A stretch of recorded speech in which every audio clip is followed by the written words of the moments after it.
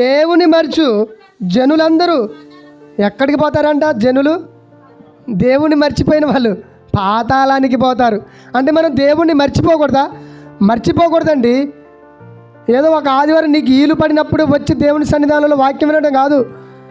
నీకు ఇవ్వబడిన దినాలు ఎన్ని దినాలు? 365 రోజులు. అన్ని దినాలు నీకు ఇస్తే ఎన్ని రోజులు వస్తున్నావు? నెలలో 4 ఆదివారాలు, సంవత్సరంలో 12 నెలలు అయితే ఆ 12 నెలల్లో నెలకి 4 అయితే 40 ఆదివారాలు ఇస్తున్నాం మనం. ఆ 40లో కూడా ఒక్కొక్కసారి రాలేని పరిస్థితి. కానీ ఇలా మర్చిపోతున్న వాళ్ళని ఎక్కడికి పంపిస్తున్నాడంటే, దుష్టులైన వారు దేవుని మర్చిపోరు. దుష్టులు ఎవరు? దేవుని నమ్మని వారు, దేవుని నమ్ముకొని మర్చిపోయి భూమి మీద బతుకుతున్న వాళ్ళు. వీరిద్దరిని ఎక్కడ పంపిస్తున్నాడంటే పాతాళానికి పంపిస్తున్నాడు అంటున్నాడు. అంటే మనం ఏం చేయకూడదు? దేవుణ్ణి మర్చిపోయే వారిగా ఉండకూడదు.